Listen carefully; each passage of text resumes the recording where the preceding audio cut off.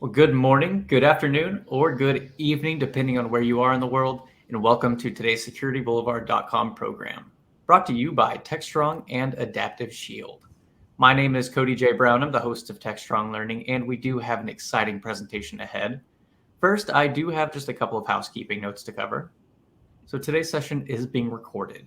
If you miss any of our discussion, or maybe you'd like to rewatch or share with a friend, the on-demand recording will be made available shortly after we conclude our live session today. If you have any questions, we want you to send those in to us using the Q&A tab, which can be found on the right side of your screen. And that's also where you'll find the chat tab. That's where we want you to get to know your fellow audience members, or maybe just let us know from where you are tuning in. If you navigate to the Handouts tab on the right side of your screen, you'll see a couple of resources have been uploaded there to aid with today's presentation, so feel free to download those at your own leisure. And of course, before we close out, we are giving away 4 $25 Amazon gift cards, so be sure to stick around for the duration of today's program. So our topic is SaaS security trends, challenges, and solutions for 2022. And I'm joined by Maur Bean, CEO and co-founder of Adaptive Shield, and Stephen Lee, VP of Strategy, Partnerships, and Corporate Development at Okta. So Maur and Stephen, thank you both so much for joining me today. Maur, do you want to take it from here? Yeah, thank you. Appreciate the introduction, Cody. And Stephen, good to have you with us. Hey, everybody. Thank you so much for joining us today.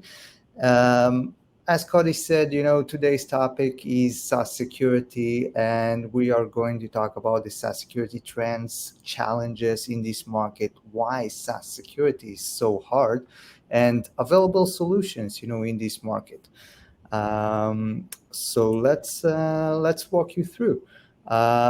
My name is Maur Bean. I'm the Chief Executive and Co-founder at Adaptive Shield, one of the leaders in the SaaS security posture management space. And I'm joined by Stephen Lee. Stephen, you want to introduce yourself briefly? Yeah, thanks, Maur. Thanks for having me. Very excited to be part of this session. My name is Stephen Lee, VP of Tech Strategy and Partnerships at Okta. Have been with Okta for almost 12 years, have definitely seen the evolution, I would say, of this space and SaaS adoption. So this is a very exciting topic for me. So I'm happy to be here and share my thoughts. Perfect. Thank you so much.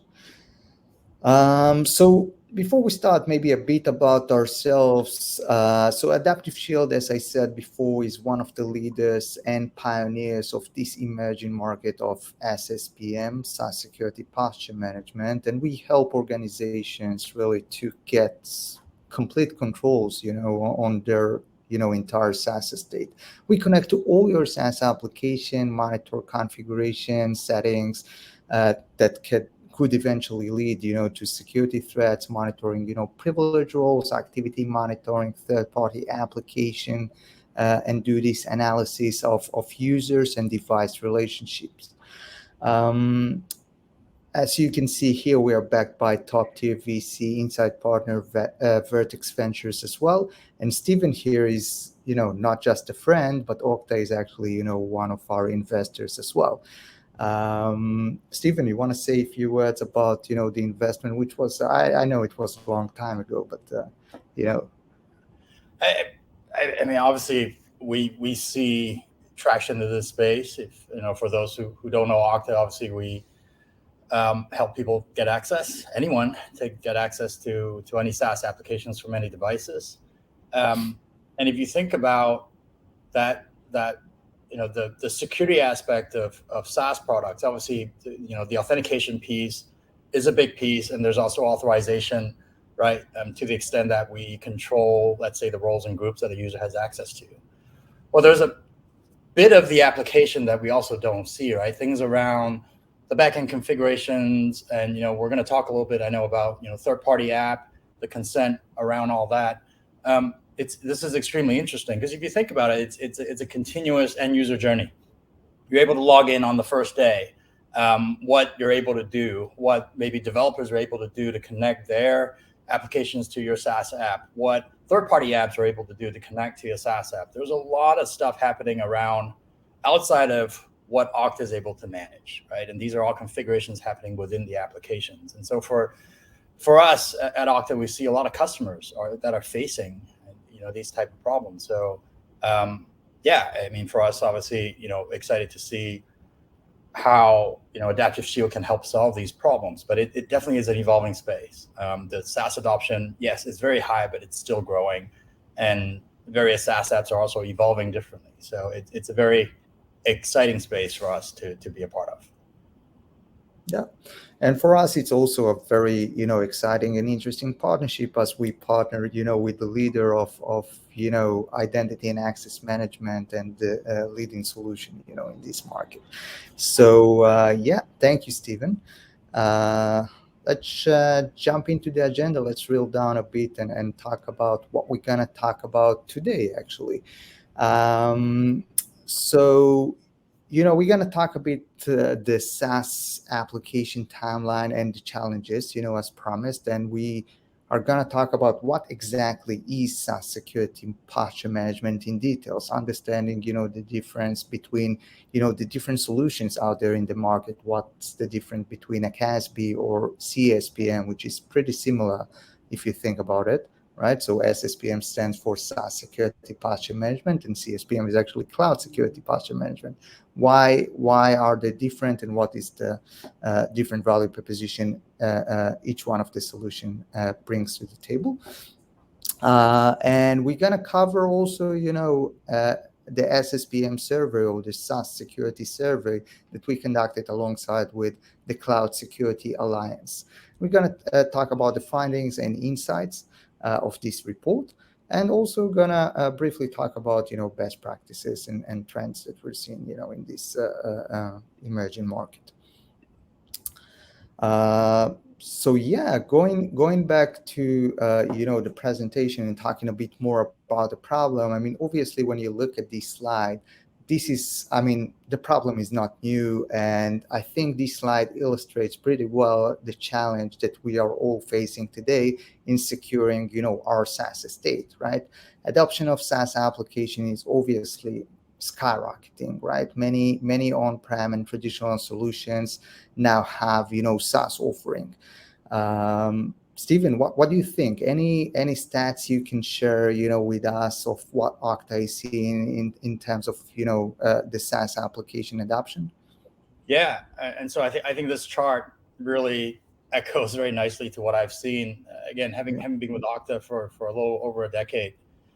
In the beginning, right, SaaS adoption was just picking up, and there were a few core apps, as you've sort of illustrated here, the early part of the previous decade, right? Core apps, email. Some content management apps. Obviously, Salesforce has been there for a long time. Yeah. But then we've seen a huge explosion of these applications really in the past, I would say 7 or 8 years. And then, I would say COVID had something to do with it too. I think it also accelerated the process. A lot of the companies that, had to, sort of rely on remote workers, and a lot of companies were forced to go through some sort of a transformation to be more efficient in terms of what they do. And so there's definitely an acceleration. When you think about applications like Zoom, I mean, COVID really accelerated their growth. And so that trend is just going to continue. And I think as that continues to happen, and, you and I have chatted about this before, the people that are there managing these applications, I think these apps have become a lot more accessible. And, folks that are running them, managing them, imagine in the worlds of shadow IT, oftentimes they're not necessarily security people, and yet they're forced to do configurations in those areas that they may or may not be very familiar with. Maybe they've been told that MFA needs to be turned on, but turn on for what? Is it under specific scenarios or for a specific group of users? So some of these are difficult concepts. So I think as a result of this explosion, you're running into this problem, and it's inevitable, right? That some of these apps and their config might not be looked at, at sort of at the same level as what a typical IT team would focus on. And so then, you start having these, misconfigurations sitting around. The very fact that these are SaaS apps, it's one thing to have an app in your own data center misconfigured and it's only accessible behind the firewall. It's another thing when it's out there for anyone to hit, right? A misconfigured, API endpoint, a misconfigured authentication policy could turn into something quite serious. So we're definitely seeing this trend, and I think it's just going to continue to grow. Yeah, absolutely. I think, back in the day when most of our applications were on-prem, we used to invest lots of time in hardening and make sure, we have the right access controls in place. And when we think about, SaaS applications, I mean, the process should be pretty much, similar, right? I mean, what changes is that SaaS application now have, native security controls as part of their, offering, which makes them actually, security products themselves that, security teams now need to manage. And at the end of the day, the job of the security professionals, in each and every organization, is to make sure these native security controls that are now exposed by the SaaS vendors are aligned with the organization policy, which by nature, creates some complexity and expose the organization to human mistakes. Yeah. So, when we talk about SSPM, SaaS Security Posture Management, it's all about, the idea is really to get an advanced management and monitoring capabilities of the, features that we're seeing, right here, right? So it starts with, assessment of users, third-party applications, and devices. Going through, misconfiguration management, meaning making sure, the hardening process that we were just talking about, and making sure, there is a continuous, monitoring of, the state of the different configuration that you want to see. And when it comes to SaaS application, literally you have today, dozens or hundreds of configuration, within each SaaS applications. And the challenge is that each SaaS application is really, different from the other. So think about, Office 365, which is a sort of a user-facing application, Salesforce, which is a CRM, Snowflake, which is a sort of SaaS database, right? And GitHub, that could be, for coders and tech folks, right? So each application contains a different, configuration and different native security controls. In order to secure each one of them, it requires, different efforts from each one of the individuals and the administrators. That's why, the security team is, responsible in making sure, they have a policy in place, and for all the other stakeholders to follow these, kind of policy. So when it comes to, third-party application, and we kind of cover it a bit in more depth later, the risk obviously is that, you using Office 365 and everybody, connecting, other application. And the idea is to manage, all these assets. So it's not about only, managing the access layer, but also understanding where is our data going to, right? When it comes to misconfiguration, we have many examples that can, cause many troubles, and problems, and therefore, causing many management problems and burden. And I'm not talking even about the fact of identity and access management of each one of these SaaS applications. Obviously, as we saw, in the previous example, many organizations adopting many SaaS solutions, and each one of them, again, as said, has a different model that we as a security experts need to go ahead and manage. So actually, SSPM is kind of the umbrella to help you, manage the posture and security and continuous hygiene of each one of the applications. And the challenge here is to not make it just for one application, for that, say, or a handful of application, is to support your entire stack. And Adaptive Shield, sort of made it we sort of made it our mission to support any SaaS application out there. And we currently have out of the box around 90 applications that you can go and utilize, just out of the box. So keep that in mind, whilst looking for SSPM solution. Just wanted to cover that, in terms of the terminology and everything that such solutions should cover.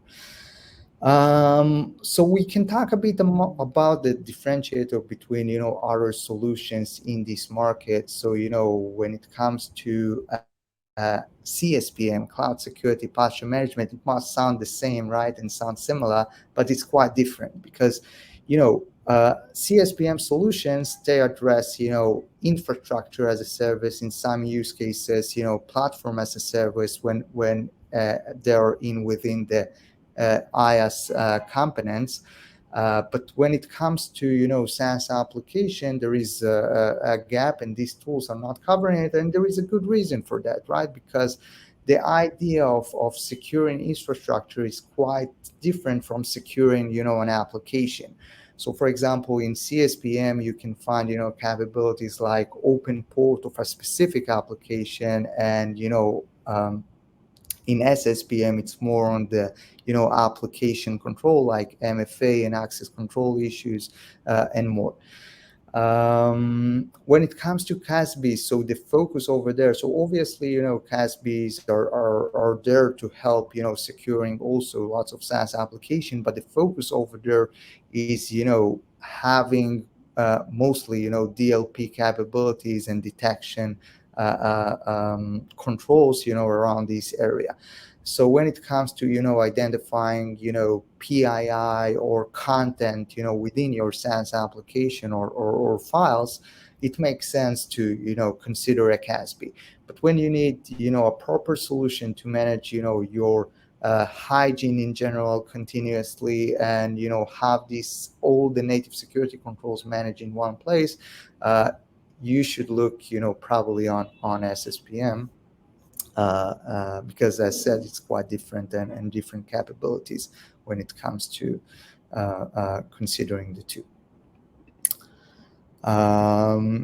So what we're going to talk about today, and I think this is where the presentation, we're going to present some findings and insights from the recent Cloud Security Alliance, the joint actually survey of Cloud Security Alliance and Adaptive Shield. We're going to talk about what CISOs and what security experts experiencing in terms of priorities, pain point in their SaaS security efforts. Stephen, you want to shed some more lights on your or maybe share some thoughts, what you think about it, what you hear from your customers, or in general? Yeah, I mean, I think I think getting user access to a system is it's something a lot of CISOs have sort of figured out, right? Obviously, products like Okta and others. When you need to go deeper into the security around SaaS apps, right? There's obviously understanding of how end users continue to access the product, but there is a strong angle that you're basically focusing on here, which is the configurations around these applications, which can change. And I also think the security configuration, it's not just static from within the app, right? And we're going to talk a little bit about third-party app access and integrations. One beautiful thing about SaaS applications is that it's very easy to integrate with them. But once you've integrated with them, you've shared the power with the downstream applications or clients that are talking to it. And then it all becomes, who is the weakest link, and that becomes a potential security hole. And so what we're starting to see is it's this balance, right, between convenience, because you do want your end users to be able to use all sorts of tools and be able to access the application and use third-party apps to connect to it. But then you also want to be able to control the security to a certain extent. So I think that's a big part of the pain. Part of it is also understanding the pain. And I think, you were talking about apps back in the data center case, right? Oftentimes the security, it's all just make sure the web server is configured correctly, make sure IIS is configured correctly, and I've got thousands of apps and they all look pretty cookie cuttered from each other. If you look at the SaaS applications out there, you go to that security tab or that user management tab, they all look different. They are all completely different.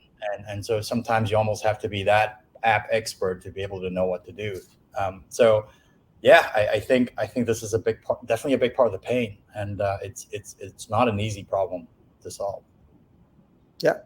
And I think, that's one of the reasons, as discussed earlier, where the challenge, of securing your SaaS estate. You have so many applications, each one is different from the other one, right? And there is a management burden. Yeah. So let's dive into the results of the survey. If you haven't seen it yet, I don't know if this is part of the collateral of this webinar, but if not, we can you can access it directly from our website. But I'm pretty sure it's part of the collateral that you can go ahead and download. So let's dive in. I think one of the key findings that we want to talk about is, and that we're seeing, across the board, and also experiencing it as a vendor, but also one of the key findings of the report is the investment of security teams that are investing in SaaS security tools and SaaS security staff. So we're seeing lots of dedicated staff that are actually responsible on securing the SaaS estate, and it only makes sense, right? I mean, we discussed it many times during this short amount of time that we're discussing that SaaS adoption is on the rise, and it only makes sense to have a dedicated team of SaaS security professionals. Now, when it comes to investing in tools, so it's not necessarily investing in SSPM in general SaaS security solutions, but it could be investing in tools like Okta, securing your access to SaaS applications, securing or investing in SASE in terms of, again, accessing all these applications in general. But the good thing and the good news is that we're obviously seeing a good trend and understanding in the market in terms of education that SaaS applications are important. That it is a problem that we need to address. And I like to always say that you only secure as the weakest link in the chain. And if you're not securing SaaS application or any component within your infrastructure or environment, you're exposed, right? So seeing this trend across the board is very exciting in general, but also very important. Generally speaking, I think having the right staff in cybersecurity is a challenge itself. And seeing many companies investing and looking to even increase their investment over there is also something that I find interesting. Yeah. The number two finding that we would like to discuss, and this is really my favorite, is that SaaS misconfiguration are actually leading to security incidents. So back in the day, I think 5 years ago, the market was all about cloud S3 buckets that are exposed. And today we actually understand that it's not only that, right? There are lots of configuration and native security controls within these SaaS application that are not necessarily related directly to data that is exposed and could be related to access control issues. So for example, I like to talk about multi-factor authentication, and an example I like to give when it comes to SaaS misconfiguration leading to security incident is the fact that many threat actors today are trying to abuse, for example, legacy protocols, which you can at the end of the day manage it in your environment and understand who are the people or individual that actually need the use of legacy protocols, and if they don't need it, you can actually remove their access in performing authentication through a legacy protocol. And by actually doing that, reducing the attack surface and reducing the risk across the board in your SaaS application. And obviously, multi-factor authentication is a huge part of securing, your infrastructure. Stephen, as the leader, in federated solutions and SSO provider, I'm sure you have some insights over there. Yeah, I mean, if we were just even look at the multi-factor authentication example you've given, right? I think for a lot of the CISOs, and I would say IT in general, is sort of understanding the surface area, right? It's easy to say in this one part, I'm going to enforce multi-factor authentication. So let's say you do it in the SaaS app, or let's say you do it in Okta, right? But you need to understand this, when I say the surface area, meaning all the places where somebody could potentially have access to the data. It could be a browser. If you think about content management services, oftentimes there might be a client that's installed on your laptop. Well, you might not authenticate to that client every day, right? So you probably do it once in a while, and maybe MFA kicks in there.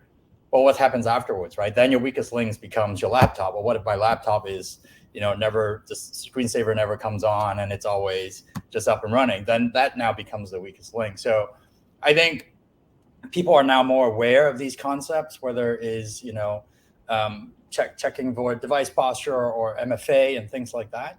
But I think understanding the service area is important, because it grows. It's not just one place you turn it on and it's a checkbox. You have to understand all the places where it's relevant. And I think, when we talk about the sort of the third-party integration, that's even more clear why this is becoming a problem. But yeah, I would totally agree. And one thing to add on to this, and maybe echoing the previous slide too, right? The adoption of SaaS app is so huge, right? It's not unusual when I go talk to a customer and you look at the Okta homepage and there's 30, 40, 50 of those little tiles. Imagine what it would take for an IT team and be all security aware, right? As you're setting up those applications, it's very difficult. So, you start having pockets of teams around the company setting up different applications, and you're bound to run into some issues, right? Because, just because you have 200 apps doesn't mean you're going to hire 200, different people, all with, deep knowledge of that app to set up the security stuff for you. It's going to spread thin a little bit. And so this is all, tying back together. It is a big problem, but I do think understanding the service area, right? It's not just browser, or it's not just your phone. And in cases of BYOD, it's not just your company issued phone. Oftentimes is your employee's own phone. What's the security around that? It's a difficult problem, but definitely, these statistics, I'm not surprised at all. Yeah.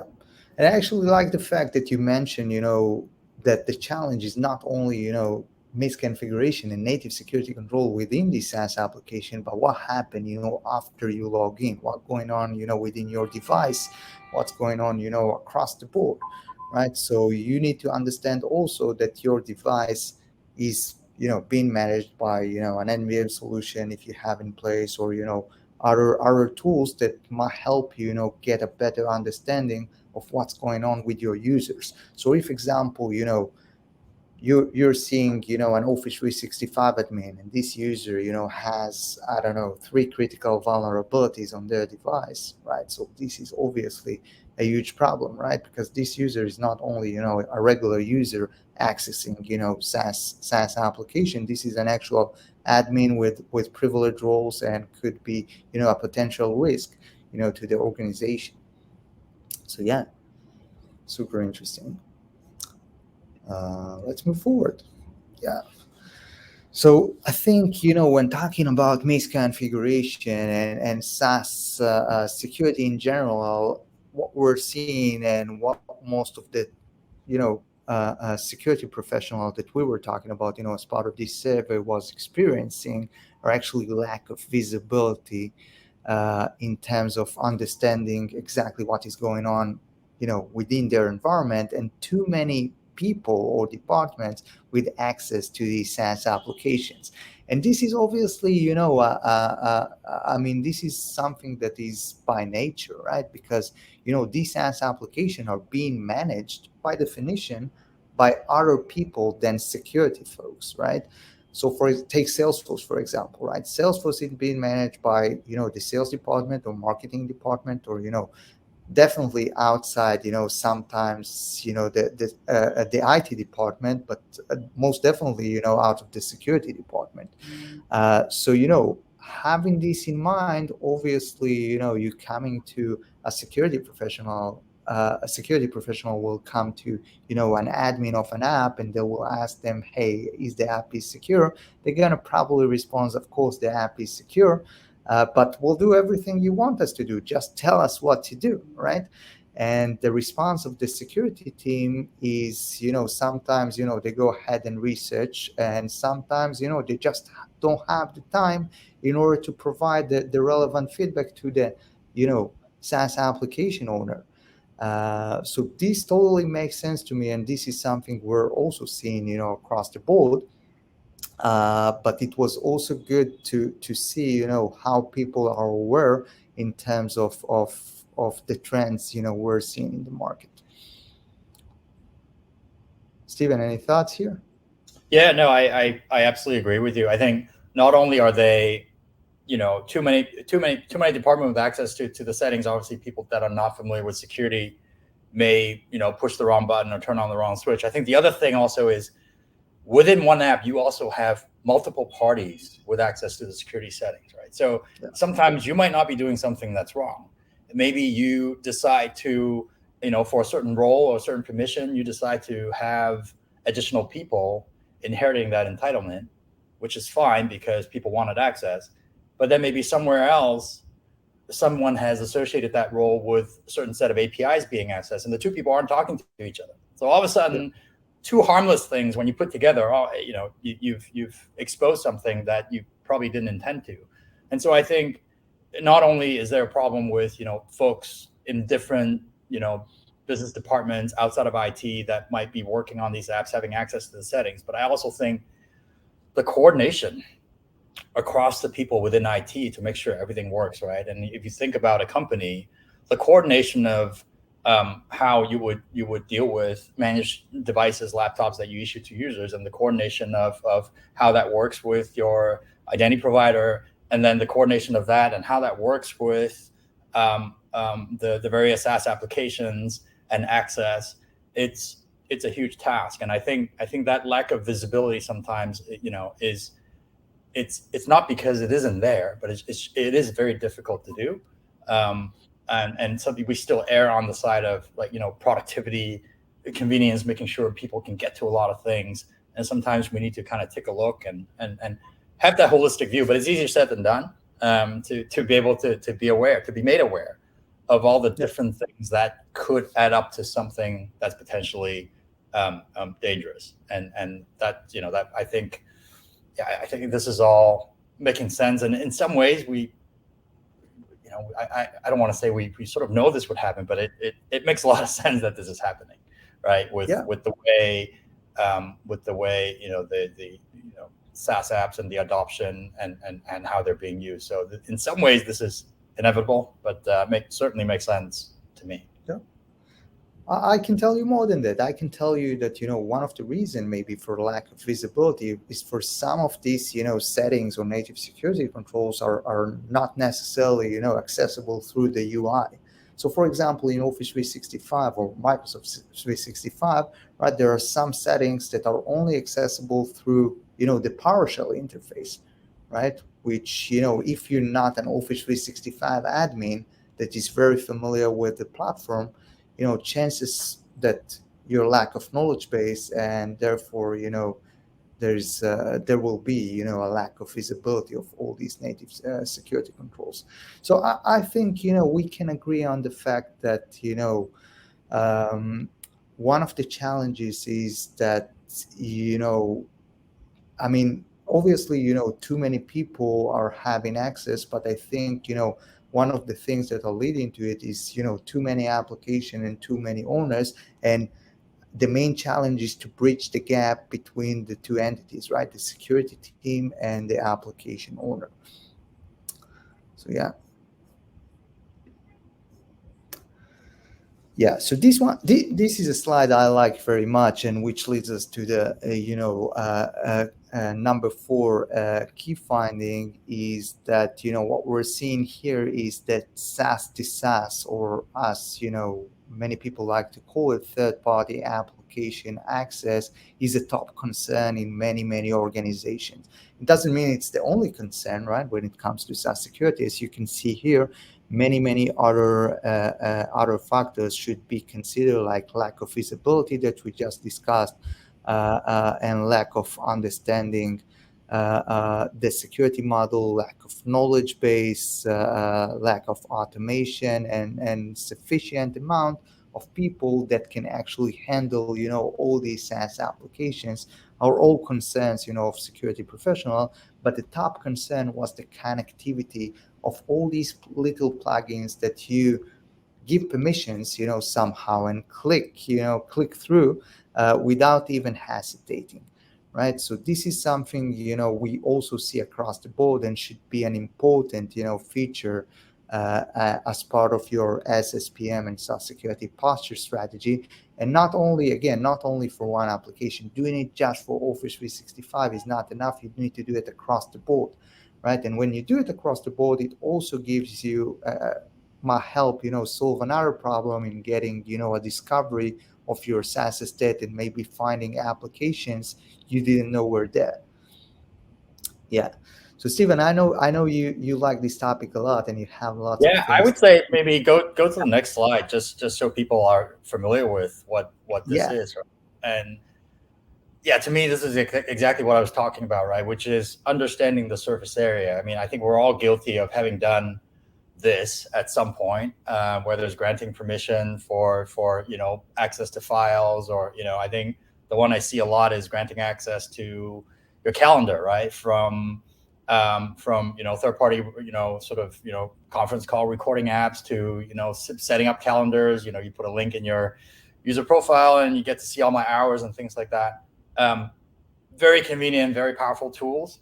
When you start doing that, it does become a bit of an IT nightmare, because all the IT can see, if they even pay attention to it, would be a bunch of OAuth tokens having been issued.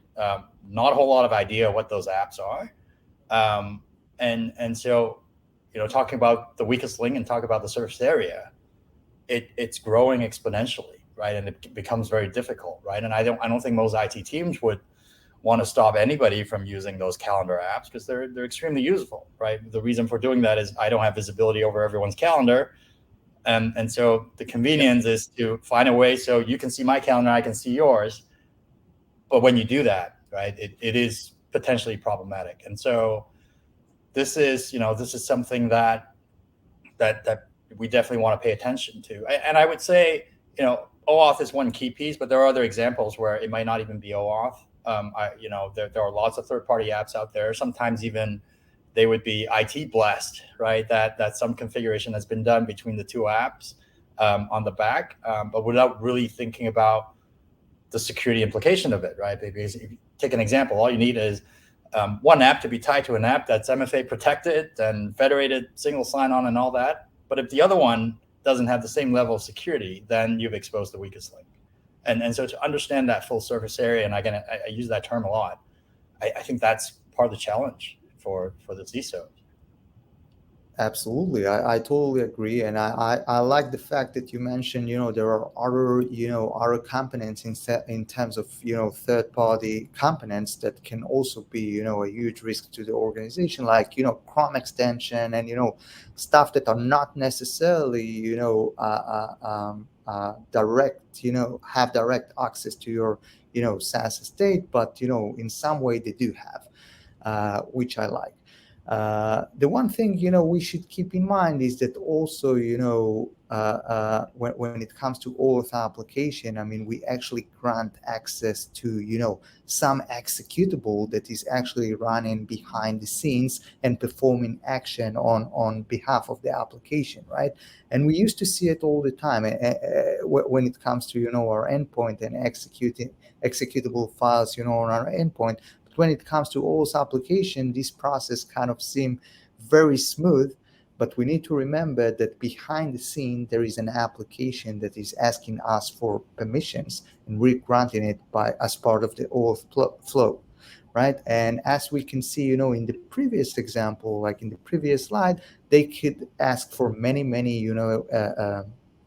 permission, and if there is a user consent but also an admin consent, and when an admin consent is given, the application can actually go ahead and access any asset within the organization, can access users, files, and you name it. And if it's unverified applications, so it's not different from an application that is running on your endpoint. And I think the conclusion here that these applications can be harmless, right? Because as Stephen mentioned, we use them for productivity, and we all use them, right? There is no and it's not a bad thing, right? But we need to remember that as they can be harmless, but they can be also threatening, as an executable file. If I'm gonna go ahead and gonna send you, an executable file via email, most definitely you'll know not to double click it and not to execute it, right? But when it comes to third-party applications that you install on your SaaS estate, I mean, as said before, people are not hesitating and giving and granting permissions to these SaaS applications. Just remember and keep in mind, as a user, they can be threatening. But as a security expert, you need a process to monitor it, across the board. And we do it all the time. We have a process for it when it comes to, our device management. We call it application control. So I'm calling everybody here to have, the same process, in your SaaS estate. Have this application control process and management of approval of, these third-party applications in your SaaS estate too. And this slide I like very much, because I like to compare between the two, and like to say, at the left side, we can see, a potential, SaaS malware. This is how it looks like. And on the right side, we have a potential endpoint malware. Now, the idea is pretty much the same, right? An executable file asking us for privileged permissions, to execute and perform some actions in our environment. But when it comes to the right side of this example, we most definitely know not to, like, we're most definitely going to be more suspicious. We should have the same state of mind when it comes to this third-party application, especially keep in mind to look for unverified application or things that look suspicious to you. I actually did and we were having back in the day a nice talk about it at RSA. So by all means, feel free to check it online and look for the entire presentation.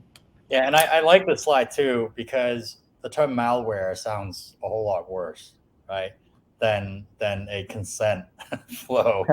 But you're right? And if you think about what IT used to be, and probably still is for a lot of people, where a lot of things are still on-prem, you still have Windows file share, things are stored locally, files, and you're afraid of having malware running on someone throws an executable or a DLL on your machine. The equivalent of that in the SaaS world, obviously everything, for some reason, right, everything happens in the browser, and people feel like they're a little bit more remote away, farther away from the threat. In fact, if anything, I would say a SaaS malware in this terminology here is worse, because an executable, it's on your laptop. Sure, it might be linked to the network, it may be linked to file shares, and you might be able to do other things. But for the most part, it would affect maybe possibly a server or machine, I think. And that's not to say that damage couldn't be bad, right? We've seen cases where it's bad too. But in the case of SaaS, right, these are things out there that potentially you're not exposing to just one attacker, you're exposing to a lot of attackers. These are SaaS applications that could be holding very critical information about your company, your entire HR database, your entire CRM, important files, right? Imagine if you're a law firm.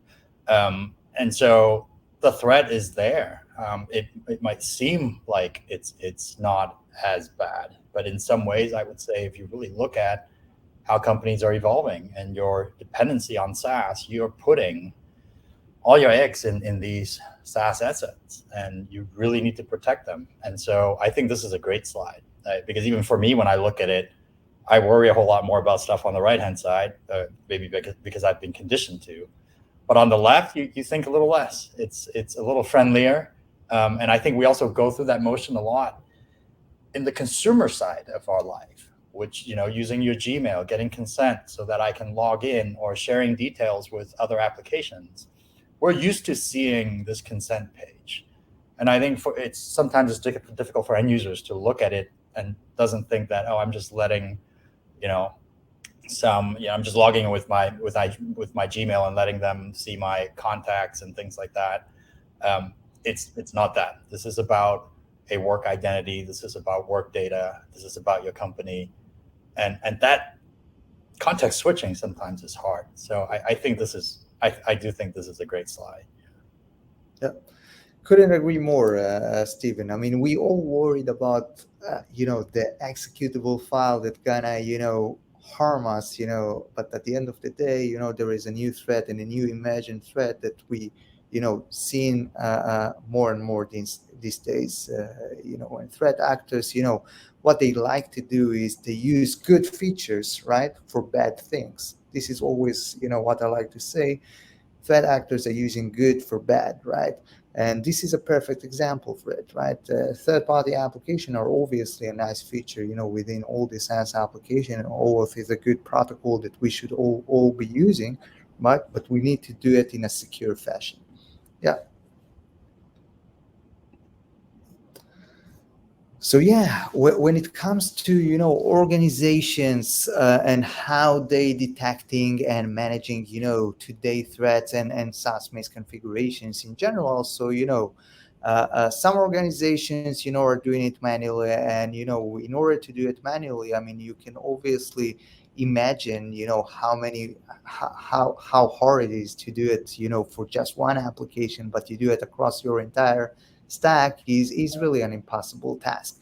And I'm not talking even about the fact that you have, again, as said before, dozens, sometimes hundreds of security configuration across the board in just one application, right? Think about the fact that doing it for many applications across the board, and thinking about and considering and appreciating the challenges we discussed before, right? The lack of visibility. Sometimes we, as security professionals, we don't have access to these SaaS applications. We don't have the right knowledge base, right, across this entire stack, and therefore sometimes these native security controls are not even accessible via the respective UI. So yeah, this is something we also see across the board, and a nice finding within the service. People still do it manually, but in order to do it in an efficient way, you need to do it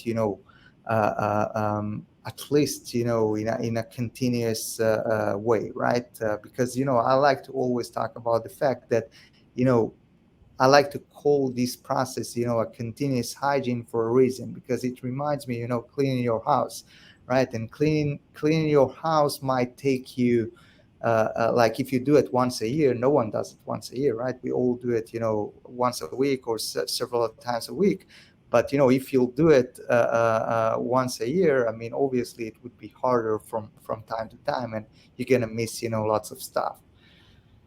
Right. Yeah, I've definitely learned that from college, that you should clean it all. But one thing to point out also, the SaaS configuration, right? You see how people check their configuration not very frequently. It's difficult because it's also not something that you touch every day, right? Yeah. You go, in terms of it, let's say API settings or OAuth configuration, or even SAML, or those things. You tend to do it very infrequently. You might have a policy change, or in the beginning when you roll out the product, or when there's a new feature, or there's a new app, and oftentimes you do it and you walk away from it thinking that it's okay. right? And if you think about these exploits, oftentimes it's not something that someone had done on Monday and then people start, hitting it on a Tuesday.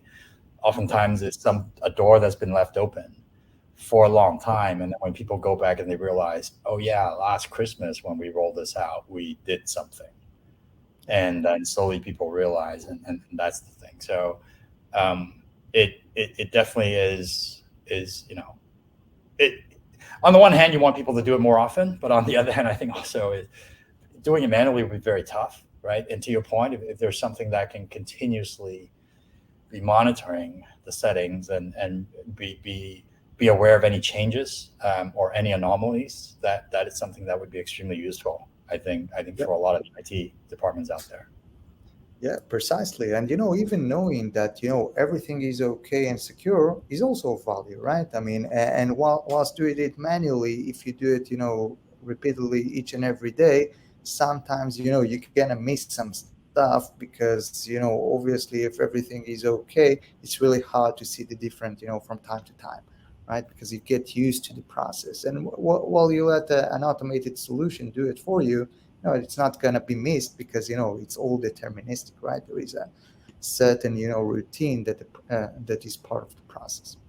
So, yeah. So, when it comes to, the people that are actually using SSPM, these days, they're actually, able to actually detect, and remediate, some threats in their environment. And this is also, something that I like to see, from time to time, and getting and understanding, the value that our customers is getting, out of the solution. And I'm sure, other SSPM customers are also enjoying, from time to time. To be able to reduce, the timeline and detect and remediate, this kind of configuration near real time, when it happens, and not, find it somehow in an audit that we're doing, once a year. So this is also, very encouraging, and the market is also acknowledging that this, type of solutions actually help them in securing, their SaaS estate. Yeah, and I think that if you look at this graph, right, the one that really stands out to me is sort of the bottom row. You look at the third column, right, in the day. How long does it take a company to manually fix a SaaS misconfiguration if you're currently using SSPM? Like that's the number, right? We're not claiming real time. I think that's very difficult. I think anyone out there that says, hey, we're real time, we can stop things from happening, I would like to challenge. I just don't think that is technically possible in many scenarios. But I think within a day, right? Imagine if you do a poll from the system and you're able to analyze it and figure out what the problem is and be able to fix it within a day. Yep. That's a heck of a lot better than waiting it beyond a day. So I feel like that one really stands out, right? That people are able to react to it, right? Not real time, but able to react with it within a reasonable time frame. Yep. And that to me is it's just that one chart there alone, right? Should really encourage people to look at something like this, because I think that's the important thing. Because oftentimes too, if you don't fix it within that time frame, you might then start forgetting about it and think that it's okay, right? And people start using it, and so I feel like that the first 24 hours after you've done it, people are still fresh about the configuration and able to go in there so soon to fix it. I think that really stands out to me. Yeah. I think, generally speaking, when you speak about hygiene, right, it's all about preventing, something from happening in the first place, right? So you clean your house in order to, avoid, bad hygiene, cockroach, germs, whatever. And you do the same, in your SaaS environment in order to prevent, future threats.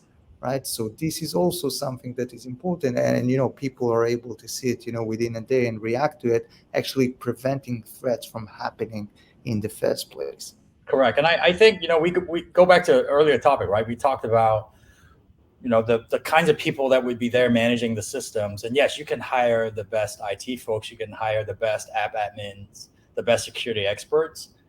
Things do happen. Yeah. And I think it's not about preventing it from happening. I think a lot of this is about mitigating the risk. Yeah. And I think this chart perfectly, talks about that, right? Which is the ability to just be able to recognize that there's an issue and go back and fix it ASAP. And I think this is relevant to not just a small company with 50 people, all the way up to large enterprises. I think it's important to realize that these things will happen, and it's about how you mitigate the risk. Absolutely, right. All right, so obviously, everything we discussed so far is fantastic, and people are seeing the value, and hopefully, we help also, educating, all the audience that joined us today. But what's also important to see that people are planning ahead and seeing the value, in SaaS security posture management, and automated solution of securing, their SaaS estate with such solutions. So there are many people that already implemented SSPM, but also lots of people planning ahead, which is obviously good news for us. But generally speaking, I'm happy to see that this type of solution actually helping solving a problem that is out there for a while. So yeah, great news on that angle.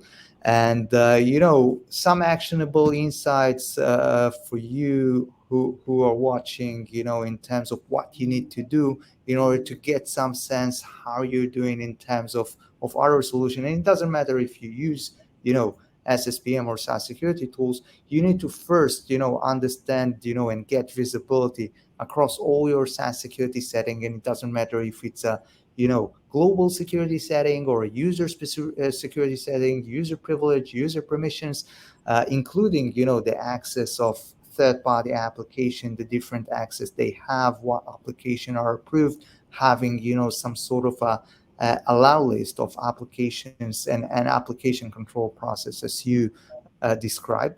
And the second phase is obviously, after you understand the processes in your organization, is to utilize an automated solution like SSPM to manage everything we just described.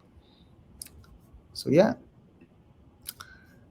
that's it, guys. If you have any questions, I mean, this is obviously the right time, as we have several minutes left. I'll let Cody take it from here.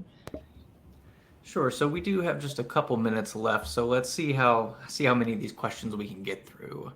Our first question reads, what SaaS security posture tools have broad coverage of common SaaS apps outside of Office 365? Yeah. So, when we talk about the coverage of outside, as I said, Adaptive Shield today, we support, 90 applications just out of the box, right? And our mission is to support, any SaaS application. And we're on track, with this mission. By the end of the year, we're probably going to be at 120 application that we support. And in each one of these application, we go as deep as needed in order to provide and equip security teams, with the right tools and right understanding of what they need to do in order to secure their SaaS estate. So yeah, coverage, outside of the Office 365 suite is pretty broad, but also pretty deep in terms of, things that we are can do and can see.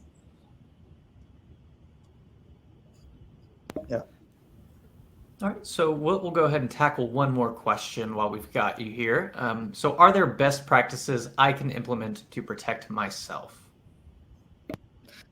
Yeah, so as we discussed, we had this previous slide. So obviously go ahead, and if you want to do it yourself, you have the different benchmark like CIS benchmark, or try to understand, if you have better understanding in SaaS application, go ahead and try to understand what you can assess, manually. And obviously the recommendation is to try and utilize, as soon as you understand the process in your organization, in your environment, try to utilize, in a more automated fashion. But obviously, yeah, we're talking about, security misconfiguration, within the SaaS application. A common, thing that we're seeing, is these access control issues of securing, local users versus, federated users, and more examples, right?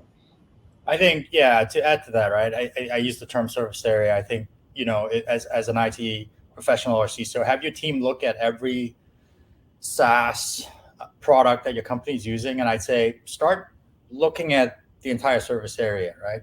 End user logging in from a browser. Is it from a browser, from a managed device? End user, can they access it from their phone? What are the API settings? Because that's also service area. Any client that's integrated with the app, be it an OAuth consent third-party app that an end user might choose, or a PowerShell tool that's using some credentials to go and do configuration changes, or a Terraform script that's running changes, right? Look at all that and have a good idea of the service area, because the service area also becomes the attack surface if someone was to go after it. And I think having a good understanding of that will help you realize, right, what sort of risk you might be facing. And in some cases, maybe there are certain risks you're willing to take on, but in most cases, I think you probably want to reconsider and look at your settings and try to make sure that no bad things can happen. Obviously, with a tool like an Adaptive Shield, for example, that is able to go look at some of the configuration, it could help. But I do think, regardless of what tool you're using as an IT organization, you need to have a good understanding of your Salesforce instance. What are all the things that are tied to it? Your Jira instance, your AWS environment. So many different ways, right? The personas are not just business users. Sometimes they're developers. Sometimes third-party contractors. In worst case, third-party contractors that are no longer working on your project, right? That would be even worse. So it's important to have that understanding, and I think that would be a great place to start. Awesome. Well, Stephen, Maor, thank you both so much for joining me today. I really appreciate you taking the time to share your expertise with us. I do just want to quickly give away a couple of gift cards before I carry on with the rest of our closing notes. So our 4 winners for $25 Amazon gift card drawing, we have Yugendar P, Camilla S, Alvin F, and Ted K. So to our 4 winners, congratulations. Please keep an eye on your email inbox to claim that gift card. But if you do not happen to see that email, please do check your spam folder. And I would also like to remind everyone that this session was recorded. So if maybe you joined us late, or maybe you just want to rewatch it, today's session will be emailed to you. You'll receive a link. It can also be found on the Security Boulevard website at securityboulevard.com/webinars, and just be sure to look in the on-demand section. So Maor and Stephen, thank you both so much for joining us. To Adaptive Shield, thank you so much for sponsoring today's program. And of course, to our audience, thank you so much for joining us. We appreciate you spending time with us. We do ask for just one extra moment to fill out a brief survey that should pop up on your screen as soon as we close out. But otherwise, we do hope to see everyone at an upcoming Techstrong Learning program. Everyone, have a great rest of your day, and thanks once more.